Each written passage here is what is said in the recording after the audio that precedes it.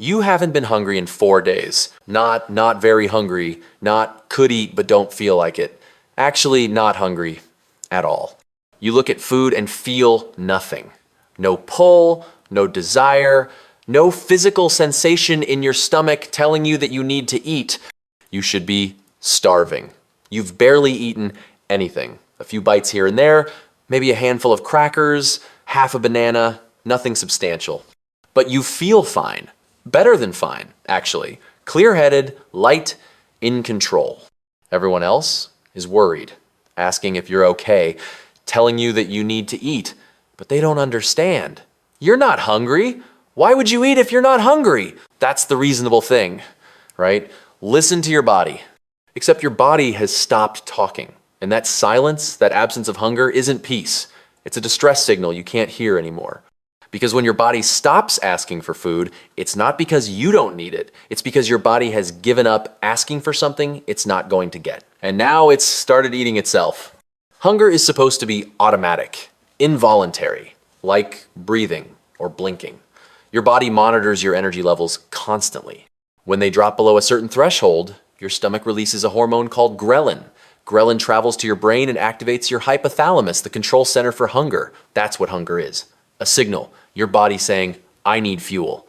But when you ignore that signal repeatedly, when you restrict calories severely, when you skip meals consistently, when you override hunger again and again, your body adapts. It stops producing as much ghrelin, it downregulates the receptors in your brain that respond to hunger signals, it recalibrates your baseline, your body learns, asking doesn't work, so it stops asking. This isn't willpower. This isn't you finally gaining control over your appetite. This is your body entering survival mode and shutting down non-essential communication. And once hunger is gone, once that signal goes silent, your body doesn't wait for permission to find energy.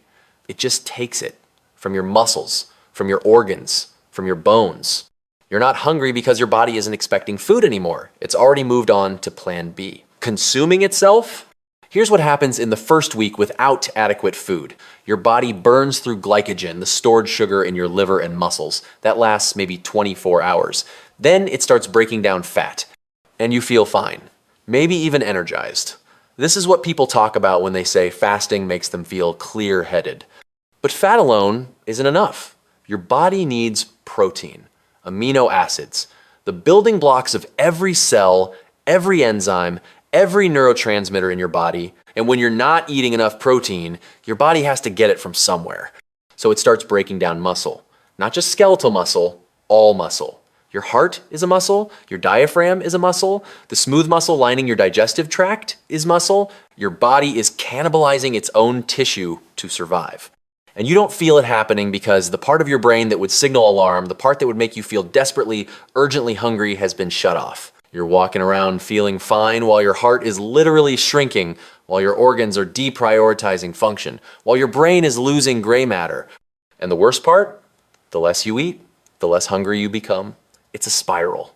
Starvation suppresses appetite, which makes it easier not to eat, which deepens starvation, which suppresses appetite further.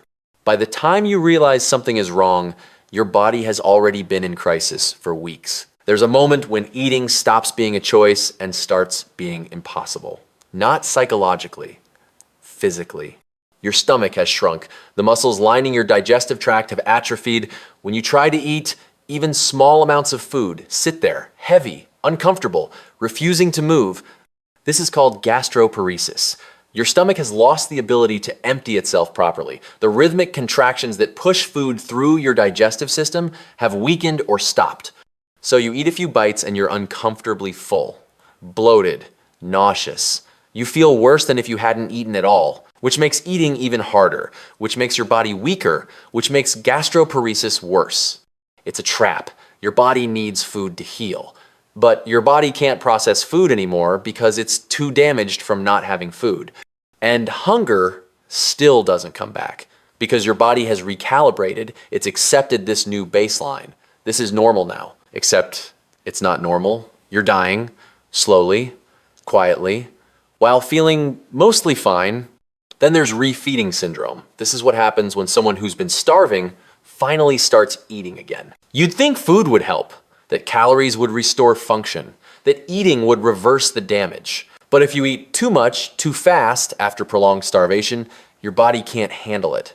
Because when you're starving, your electrolytes, potassium, magnesium, phosphate, drop to dangerously low levels. Your body adapts to functioning with less. When you suddenly introduce food, your metabolism kicks back on. Insulin spikes. Your cells start absorbing glucose and pulling electrolytes from your bloodstream to process it. And your already depleted electrolyte levels crash, fatally. Your heart rhythm becomes erratic. Your muscles seize, your brain swells.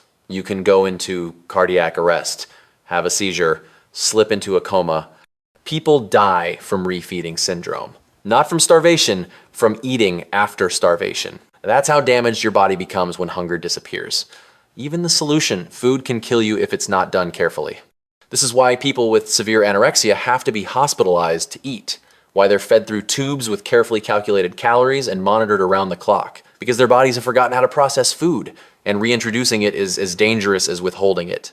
Here's who else loses their hunger: cancer patients, people with chronic illness, the elderly, anyone on certain medications, antidepressants, stimulants, GLP-1 drugs like Ozempic.